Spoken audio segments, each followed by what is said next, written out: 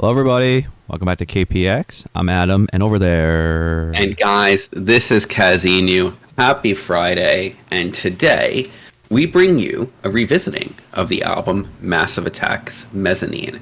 Yeah. If you are not part of our Discord, this album was voted on our Critic Lounge, which is our home for amateur music critic, which is one of our Ko-fi levels. Adam will get to that shortly, but guys, if you want to be able to participate in things like this, not just for amateur music critics, the link to our Discord is in the description. Definitely check that out. Best community on the internet. But Adam, why don't you explain the other important part of that? Yes. So if you see the link to the Ko-fi, you can become a member today, be an amateur music critic, or student intern if you choose. Amateur music critics get some access to some cool polls, and Massive Attack came up, and they were like, let's hear something about this. Let's revisit it. So if you want to be part of that, you know what to do. Click the link below, and any support would be just greatly appreciated. Thank you. Absolutely. And really quickly, guys, we're affiliated with 3 different businesses. Temu is the first. If you've not heard of Temu, click the link, get your head out from under the rock, and find everything you can ever want in the world for great prices. NordVPN is something I've been using myself a long time, whether it is for security, travel, whether you're on public networks, no matter it, NordVPN has you and your information covered. And finally, there is Olafly. Olafly is an amazing eSIM platform for if you are traveling outside of your country and you want to get data and internet at rates that are probably better than whatever your cellular provider will offer you. Olafly will have you covered there. Links to all 3 are in the description, guys, so definitely check them out. And also, guys, really quickly, shout out to Puka, who, when we were taking requests for potential albums to revisit, was the one that requested this. And then eventually led the charge in winning the vote for it. Yeah. Thank you, Puga. It stopped us from listening to an even worse album. Oh. Actually, that makes this album sound bad. It stopped us from listening to a really bad album that was winning the vote before Puka, so thank you. Oh, don't worry. It's coming. It's coming, guys. But, oof, that was rough. Yeah, that's it. All right. All right, Adam, what do you got and your feelings about, your knowledge of Massive Attack before this, etc.? Yeah. So just let's just talk about our scoring system for a little bit, right? Just to give a little rundown, right? We do the 13s here, right? So if you want to talk a little bit about it, we can just do that first. Yeah, guys. So we will rate out of 13, whether rating an individual song here or album. We haven't really figured our minds up on that yet. Yep. But 1 is awful, 13 is perfection, 6.5 is that middle mark, everything above generally good, everything below generally bad. We will explain why we think that, not just arbitrarily give numbers. If you have thoughts as well, please leave them in the comments, whether it's on YouTube or on the Discord. Yeah. All right. Let's see. Let's just begin easy. Like when did you hear about Massive Attack? I think I know, but I just want to hear it. Where'd you hear? We're 99.9% of people from our generation found out about Massive Attack, which was the song on House's theme song's pretty cool. It's pretty badass. Let's be real here. And then you go on YouTube and you watch this really bizarre video of a fetus swimming. And then you're like, I should check out more of this band. Then you find out they're part of this whole genre you've never heard of or thought would ever exist called trip hop. Trip. Yep. So yeah. Thank you, Hugh Laurie and Dr. Gregory Cripple. But yeah. How about you? Same. Yes, I heard that and I was like, that's pretty cool. Fun fact: I didn't know that there was 3 versions of the intro. I was like, the first one had a different one, and then it switched over to another one. And sometimes in other countries they use another one. I was like, dang, I thought it was Teardrop for everyone, but I thought it was Teardrop for everyone too. I never knew that there was a different version of House's theme song. I've never watched it outside of this country. Do you remember the outro, their outro thing? For Vaguely. one area in the world, they played the outro twice. I mean, sorry, the outro as the intro and outro. I'm like, oh, that's a jip. But interesting. Anyway. Fair enough. I guess it was the record label. I don't know. I had to be, right? Licensing or something like that. Yeah. So anyway, I heard them through House. I listened to it. I remember listening to this album back in the day. I forgot how I got it. I don't even remember if Spotify was available at that time or whatever. So that was a while. I mean, it also didn't help that. I mean, it also helped this song's case that House was, for most of its lifespan, a really good show. Yeah, and it featured a lot of good music too. Here. Yeah, and Hugh Laurie was a big music head, so Yes, yes. you know, he brought that sense of music to the show, so really good there. Yeah. But did you go into them at all, or into trip hop in general? Yeah, I was gonna bring that up after them? next. I only know this album. I'll be very honest. When I was younger, I listened to them. I listened to like Teardrop, and I was like, oh, that's the full song. Cool. And I listened to a little bit more. I just never went back for it. So it was really interesting doing this revisit again. Were you ever into them? I don't remember you talking like a lot about them, but maybe you brought them up. I liked this album, and I liked the one before that I'm blanking on the name of right now. And then I listened to Tricky D, which was an original founding member of them that left them right before this album. Okay. Yeah. And he went on to do some solo stuff after leaving them, which is bizarre because he's actually really good. Okay. And when they hit it off with this album, which was like their big success, was right after he left, and he has no part in this album, so it's kind of funny. Yeah, yeah. And then, truthfully speaking, they ended up just getting me into Portishead. Portishead, yes. What a great one. I do have a couple songs of Portishead I really enjoy. So yeah. Yeah, because pretty they got funny. me just exploring the idea of trip hop even more. Yeah. Now, look, I love proggy music. I love playing Yes. with rhythms. I love really like bass lines driving everything, and like this ambient like background, like rhythmically thought-provoking sound that trip hop really gives. Outside of this album and the one before it, Massive Attack just less than other groups in that genre gave it to me. Gotcha. Cool. Let's see. If you don't mind, can we play a little bit of Teardrop just to get everyone, in the mood? Yeah, guys, all right. Bring yourself back to Gregory House. Yeah. If you guys watch House, remember this.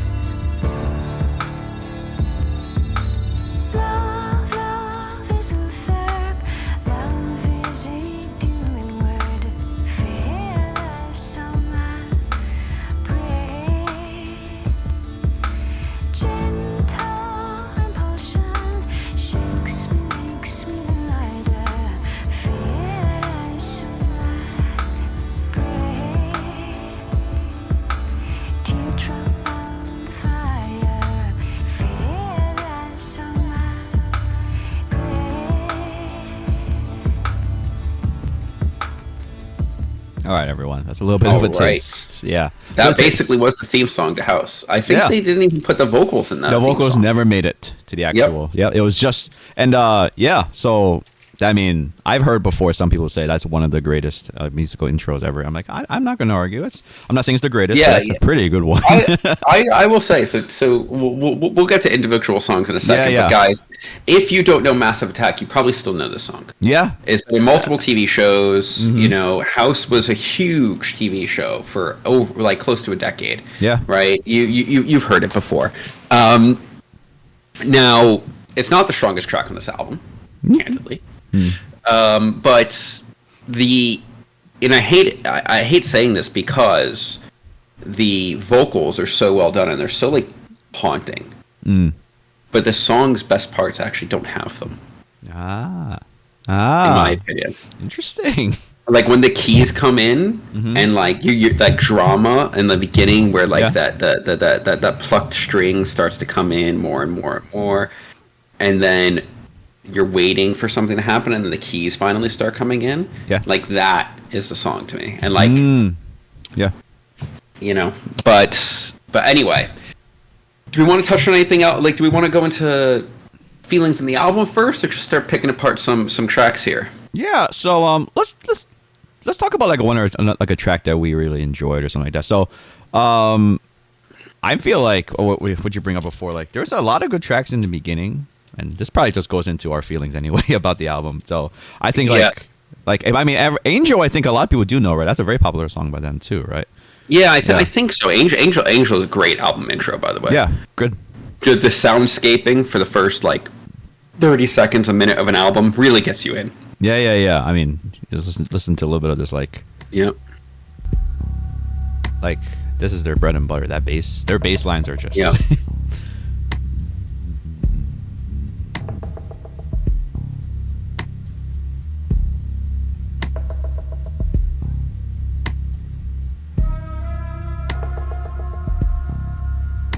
really creepy in a way too. Oh yeah, it's ominous. Like genuinely very creepy. Yeah. Great.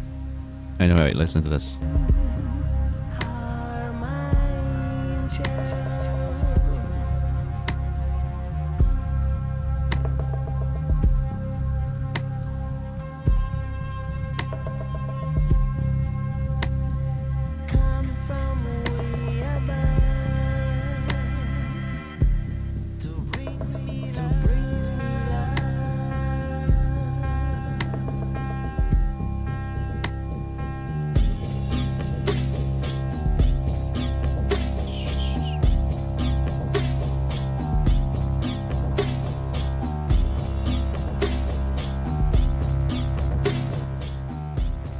All right, let's see. I mean, this is a good track. I mean, there's nothing else to say about it. But so hold on. It goes up into Rising Sun. What's your opinions on that one? I love Rising Sun. Yeah, the amount of times in the past 2 days that I have walked around saying "toy like," people make me boy like, is absurd. To be quite honest with you. Yeah. So okay, this brings up a talking point. Who is doing this speak vocal, or whoever's doing the male vocals? Like, this one's 3D, I believe. That's 3D doing it. Okay, interesting. Okay. Yeah. His voice is so creepy. Yeah, it's in weird. a good way. In a good way. Yeah, it's weird. So, yeah. So this brings to another point. Since the beginning, first one has a feature, right? Oris Andy, and then Elizabeth Fraser. And then we have another one, Dissolve Girl. That's a good track. But sorry. It's Daddy G. Oh, no, it's both of them on Rising Sun. Oh, it's both of them. Oh, okay. So yeah, anyway. But I think the one that you're talking about, the toy like people make me boy like, that's 3D. Okay, so because he's the one that does Inertia Creeps too. Ah, okay, cool. So I just want to touch about the point that you made before. Is like for Teardrop, like the point was like when that piano drops and you feel that like that just that whole push of emotions over that. I remember when I was younger, I listened to Teardrop and I was just like, I was not expecting these vocals on here. They're not like terrible or anything. I don't know. I felt like the music was just so much better and so much grandiose. And then and then like listening to it again, I still have the same feeling. I don't hate Elizabeth Fraser's voice or the way they did it, but it's just like when you listen to more of the album, sometimes like the vocals come in and I was like, man, the music's so great, and sometimes the vocals are just like, I don't know if I like where they went with it or like with something like that. Did you have a feeling like that ever when you're listening to the album? So it's funny, right? Because I have it mostly about the melodic vocals in this album. Yeah. Right? Like to me, there's nothing wrong. Like look, we all love a good melody. We all love that, but like the like creepiness of like the two more like spoken word / rap. Yeah. And like it does, and Teardrop, Fraser's vocals are very haunting on Teardrop, right? Yeah. But like, it really drives home the point, and specifically like Angel, Rising Sun, Inertia Creeps. The spoken word does a lot better than a lot of the singing that's on the album. Oh, okay. So like just hands down most of the time? In my opinion. Yeah, okay. And most of the time. Okay, gotcha. Let's see. So Teardrop should have just had a spoken word instead, or no? I think it works for Teardrop. I think Teardrop is a perfectly good song. I just think that it has the very unfortunate opinion of being between Rising Sun and Inertia Creeps, which are the two highlights of the album. All right, we brought it up enough. Let's listen to a little bit of Inertia Creeps. Like, it's so good. This song is.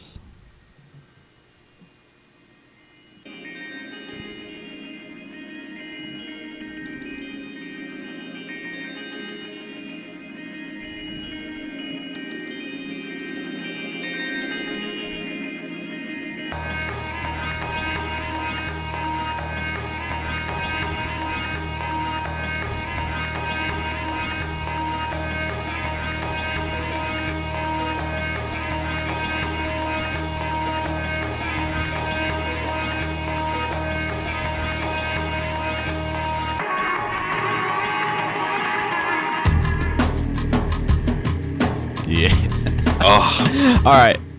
I don't know if anyone listens to Tool out there. That's like a Tool thing right there. Oh yeah, It sounds when you get the blocky drums in. Oh my god! Oh, when the toms so and cool. everything. Oh my god, it's Yep. so good. So this is I'm gonna say it. This is probably my favorite track on the album. This is Oh just, no, like, hands right? down when I he's don't like think that- Inertia Creeps Yeah. coming up slowly, and This- it's so. Oh my god, it's so good. Yeah, it's creepy. It's cool. Mm-hmm. The soundscaping is awesome. Like, oh dang! Like everyone, you should listen to that full track because it's that.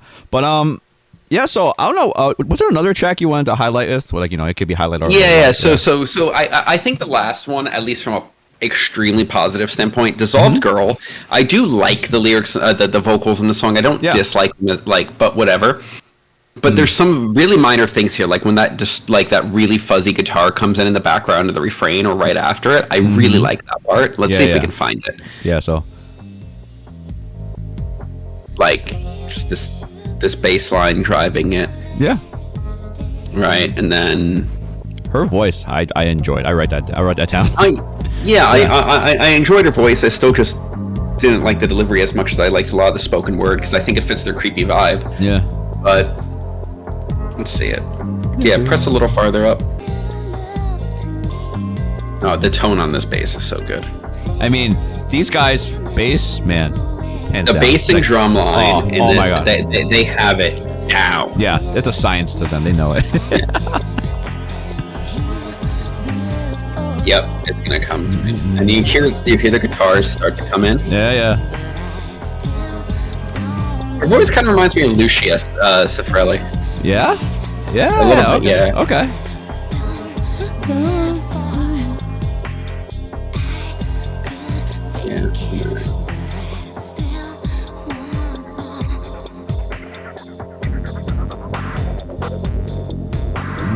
Really like this shift, but maybe it's at a different refrain when it really comes in the fuzz. Yeah, okay.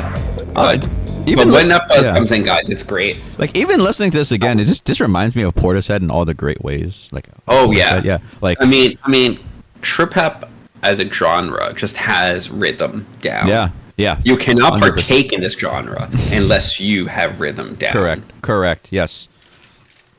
Let's see.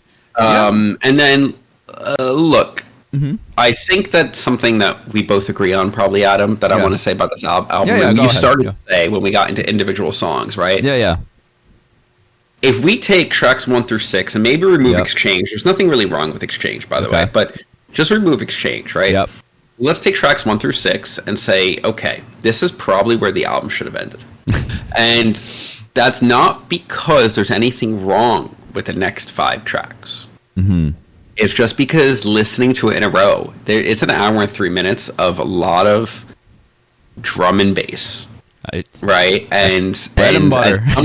At some point, you start to just get in a trance, and it becomes like really hard to focus on each individual song.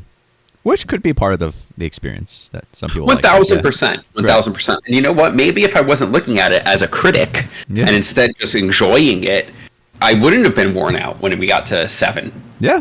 Right? Yeah. But if I was just like, you know what, let me put it on and just like feel it, it's probably a very different experience. But when you're trying to really analyze each track, by the time you get to 7, you're like, oh God. Yeah. And 7, 8, 9, 10, they're all good tracks, actually. There's no bad song in this album. Yeah. There is something I disagree with. Okay. Exchange and then exchange with with vocals wasn't necessary. That's a weird move. I never like it when groups do that. I'm just like, oh, okay. It's like we're in a musical and need a reprise. Why couldn't you just put it on like the B-side or the hidden tracks or something like that? That'd been cool. Yeah, it was, and there's a whole deluxe edition now that has remixes. Most of them are really ass, to be honest. But Exchange was good, but like it's not the song I want to hear twice in 2 different ways. Yeah.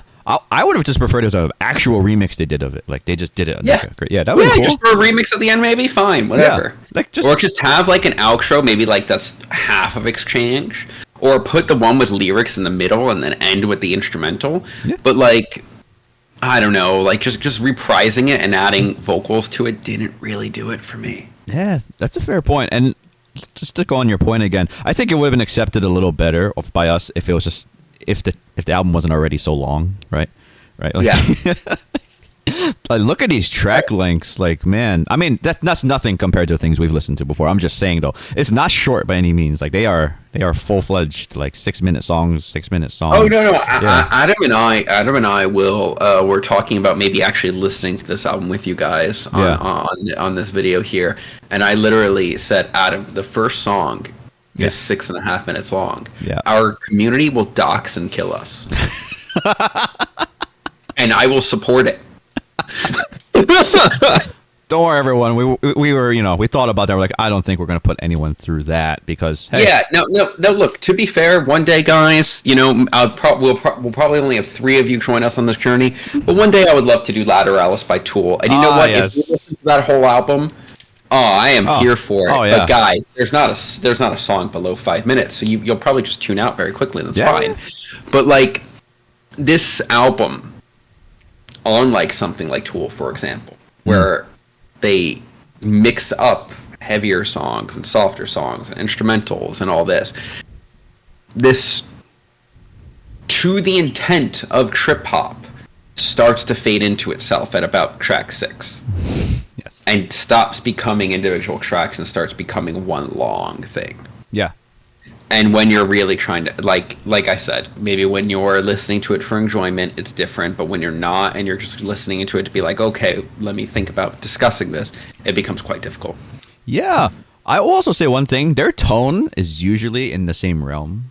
Like, they love this deep, gritty bass. Not even gritty, like deep, really dark sounding bass. And the drums, of course, got that hop feel to it. And so I feel like it's good. But like we said, it can get really grating after a while because they don't really deviate too much from there. So no, they don't. And you know what? It fits the idea of this album all tying itself together, right? Like when you look back at this album, the song that stands out is Teardrops. It almost sounds like it doesn't fit. Right. Yeah. Like this album has a cohesive sound back to front, and I have to give that credit. Like you listen to Massive Attack, this song's from Mezzanine. Yeah. Right? Because they nail a sound that's particular to the album. But it does make the album grate on you after a while. Yes. Unfortunately, it does do that. But, hey, we're not saying like they're bad. It's just in sequence, right? In sequence, they're just a little fatiguing. It's like... Yeah, I would actually listen to every single song of the last 5 except Exchange in parentheses. Yeah. Like, they're fine. Just... in the sequence, by the time, like you said, got to 6, 7, we're just like, all right. I would actually say "Man Next Door" is a very good song. Yeah, if I listen to it after 1 through 6, I'm like, whoa, where am I? Yeah. So I'm actually a little unfamiliar with this, but do they they do a lot of spoken whatever their own lyrics and everything, and they always try to get features, right? For for the melody. Yeah, they always try to do that, right? So I have I had a little thought. It was like, it feels like sometimes, like I think what you said too, is like sometimes their melodic vocals are just a little off or weird. I don't know what the perfect word is. Like I remember listening to them, like Dissolve Girl, I was like, all right, that's pretty good. But even for Teardrop before, when I was younger, I was like, oh, this I don't know. The vocals didn't really lift up the song for me.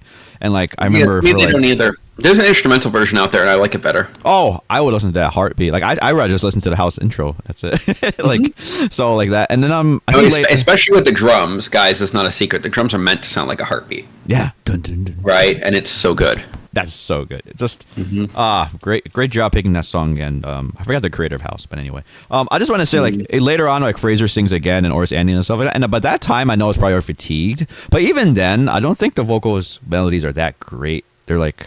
They're kind of just there, and I was like, that's a little disappointing because I think the music in those last 5 tracks are so good. Like the backing music is so good. Yeah.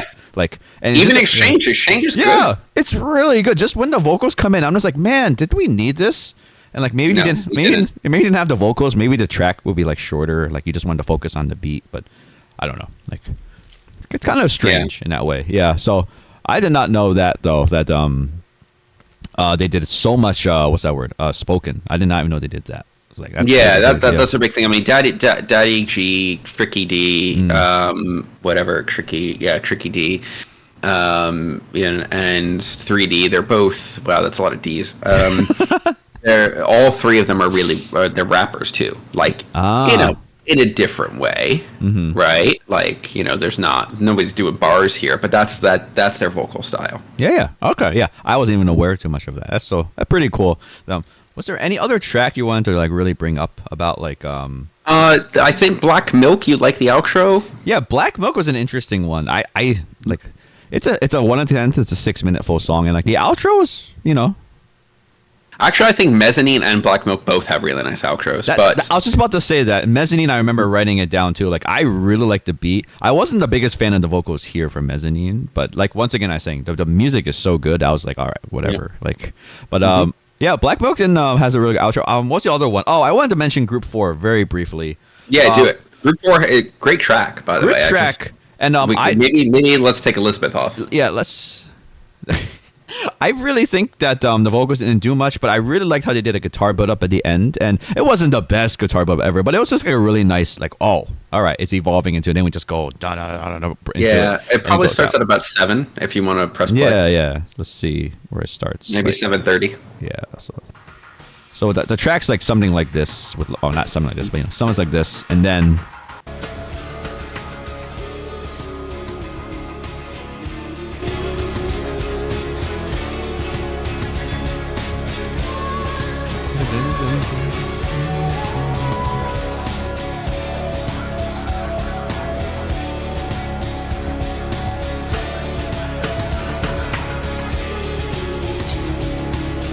The percussion is actually the best part about this part, though. I mean, you guys are masters of percussion.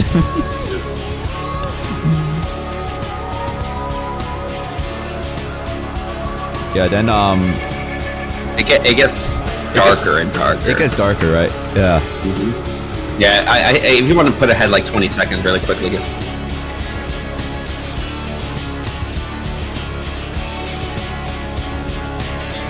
And there's this slow, like this goes on for quite some time. Yeah. We're cutting guys out, like, but we're cutting the end out, and well, we probably won't cut the end out now. Yeah. But like, it's building up for quite some time, and it's like actually, it doesn't just sound good. It gives you the feeling of this inescapable dread that is coming. Yeah. This is very well done because they took the patience. Like this creepiness that we talk about a lot in there. This dread that guitar to me represents, that you just know it's coming. Yeah. And it's almost like as the track goes on, you think you're going to outrun it, but you're not going to outrun it. That's it. And then we just and look, I think in terms of highlights, that's really all I have. Unless you want to play the end of Black Milk or Mezzanine because you liked both of those outros. No, they're not that great. Now I'll come back like, oh, I'm just listening for that. I mean, I'll put the song on. I'm just not saying like I'm not seeking that part, but like I will 100% agree with what you say. Like if they cut this in half, this could be like just a banger of banger albums. Like this is like. In fact, actually, I think you need Group 4 in whatever cut you're making, and actually, it should be the outro ending with that dread. Oh, that'll be a great outro to the album, wouldn't it? Oh. Yeah, and like literally that guitar comes, and then they literally just cut it back, and you just hear the ambient noise. Yeah, it's like. That's an ending. It literally leaves you at the end of the album like, what? Yeah, that's an ending. No, that is an ending right there. I think that's a much better ending than Exchange. Yeah. So, I don't have any more highlights to talk about. Did you have anything else to add about it, or we can start going to more like the conceptual of the album and everything like that? No, let's go into conception. I think for each individual track, that's fine. Yeah. We're good. Yeah, I'm just gonna say my experience again. Just like I listened to it before, and I was like, okay, Teardrop, a little. I'm like, I don't need the vocals, and I'm getting that same kind of vibe for some of the other tracks and everything. So, but the overall feeling of them is that I feel like they have a sound, and I don't know the rest of the albums, but for this one, they really have this deep, dark, just kind of like dark chest feeling bass feel, and then with the drums and everything. Then they have this ethereal vocals. Or you have their spoken vocals. And like, all right, cool. That dread, that creepiness you talked about. Really cool in the conception there. And we talked about the fatigue. That's the only real problem of it. But I think conceptually, very cool. I just wish they wasn't so long in the tooth. You have any thoughts on that? Or? Yeah, I do. Look, we only need Exchange once. Yeah. If we have to cut some other things, maybe Teardrop and either Dissolved Girl or Black Milk go. Yeah. And then I think we actually have a really solid CD. Yeah. To be quite honest with you. But I was saying this to Adam in the beginning before we started. Like, from Angel to Inertia Creeps to me is just such an amazing run of songs. Yeah. And in fact, if you put Group 4 instead of Tier... Well, no, because Group 4 has got to end it. But, like, if you just said, hey, I'm going to release a very small CD, and I'm going to do Angel, Rising Sun, Inertia Creeps Group 4. That is a fucking amazing and Yeah. really dark CD, Yeah. right? But like there's so many good tracks here, and there's actually really good composition here, really good mixing and mastering the whole track. Technically, they do everything so well. Yeah. But I can't disagree with the idea that it just needed it needs to trim some fat. Yeah. It's totally fair. I mean, Can't disagree with that at all. yeah, I'm not going to sit down and listen to this. I mean, I'll listen to it, but I'm not going to like sit down for an hour and three and just be like, yeah. Yeah. I enjoyed every second. No. So, You know, maybe I will, just not so focused. Like put it on the back. right. Like that. That's true. So like, I just wanted to ask you, since you know more about Massive Attack than me, just like, so is this their thing? Like they do. They this? are normally quite dark, but this album really leans into that. Okay. All right. So Trip hop in general is kind of dark in its own way, but this album really leans into that. they're all about the vibes, and most of them are dark, slow feeling. Yeah. Portishead. Yeah, I love Right, like- Portishead.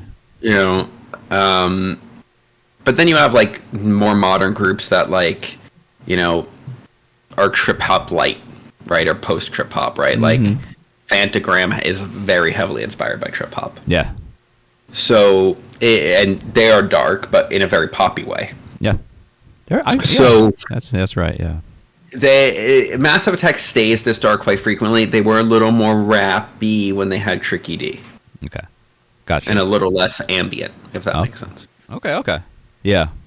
So their soundscaping went less? Is that what you're saying? Like, I don't want to say less, but there were more vocals, but it was More more the vocals that we agreed are sound better on this one. okay. Very interesting. In fact, Tricky D solo project is something worth listening to. Gotcha. Cool. Okay.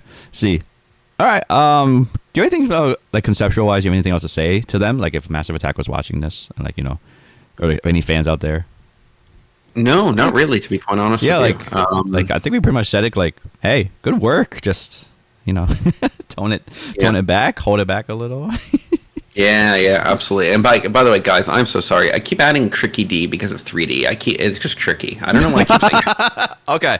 All right. So, it's just tricky, but 3D and then Daddy G, too many letters after names. I just keep putting a letter there. let's keep rhyming G. You know, so but yeah, Tricky solo project's really good. Look, conceptually, I don't really have anything else to say about this. Yeah. I think they nailed the sound of keeping a consistent tone through the entire album, but that's also why they need to trim some fat, because you gotta, you know, you can get tired of the tone at some point. Yeah, that's totally fair. Yeah. These guys. When was this out? This is like 1990s. Dang, 98 or something like that. Wow. Yeah.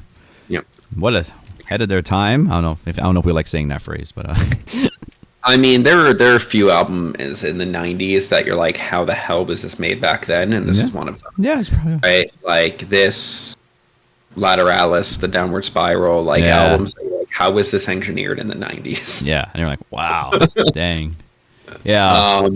Jeez, I just want to shout out everyone out there that's like, hey, Teardrop is, you know, the most famous. Let's just say that, or an Angel, whatever it's like. But everyone, give Inertia Creeps a listen if you're into this. Yeah. Like, give that a listen. Inertia Creeps, Rising Sun. Those are the two songs, and I actually don't know which one I like better between those two.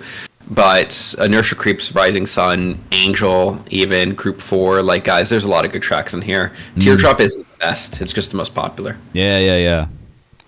So anyway, I don't have anything left to say about Mezzanine. Overall, it's really good. I guess we can go scoring if you want. Yeah, let's score. Yeah, okay. So what do you got for us, Adam? All right, for the album, I wish we can segment it into halves, but we can't do that. Me too. Yeah, so if we were, I'd probably give this like a double-digit high for that first half. That's just disgusting. Oh yeah, disgusting. I give like a 12.5 for the first half.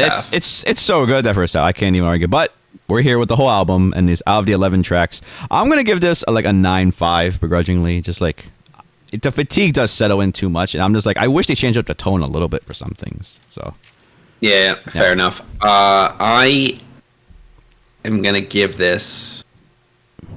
I know it's hard. I'll meet the 9.5. You mean a 9.5? All right. Like, yeah, because I want to give it 10, but there's some issues here with like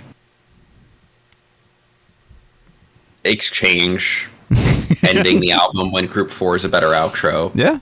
Right. reprising Exchange for no reason, and then the just general like back end, even though it's made up of good tracks, suffering from the fatigue that it lets you set in. I mean, even just cutting Exchange and letting Group 4 end the album probably brings it up to a 10-5, right? Yeah. So, look, Scissors could really fix this. I don't think any one song except Exchange has anything wrong, and Exchange is only wrong in the fact that we don't need it twice. Yeah. But that's it. Yeah, I think 9.5 is a really fair score. Okay. But like Adam said, we can't rate half an album, but if we could, less than half an album. Tracks 1 through 4 here, even tracks 1 through 6 is easily a 12.5. Easy. That's an easy one. It's just so good. You can't even one after another. How good that is. That's crazy. Like, and they're all really fleshy songs, right? 5 minutes, and like, dang. Yep. But then, hey, can't do that here. Exactly. Gotcha. Exactly. Okay. Cool. All right. Anything else left to say about Massive Attack? We close this up. No. I think that we're good here. I think that look, there's a lot of talent there, and maybe this made me want to revisit some of their other albums that I haven't. So looking forward to doing that, and looking forward to hear what you guys think on the community, specifically Puka, since this was your idea. Yeah, Puka, please let us know what you think. Yeah, let us know what you think. And Puka also is a trip hop aficionado, so that with an awesome trip hop playlist, guys. So if you are watching this and you go and listen to this and you like this, Puka on our Discord will show you a whole bunch of music that you will like if you like this album. Yes. Yeah. Okay. Anything else to say to the fans, Adam? No, I just want to thank the Amateur Music Critics again for voting on this. Thank you so much, and giving your feedback and everything like that. It was really fun doing this. So yeah. Anything else, Cozinho? Guys, if you are in the Critic Lounge, start dropping names for the next one, and then we'll put together another poll. Yes. And thank you guys for the support. Thank you for the help and the willingness and the contribution to this. Yeah. Anyone who's new to us today, don't forget to like, subscribe, comment, and if you are not, we'll catch you on the Discord, and we'll see you in the next video. Thank you, guys. Bye, everyone.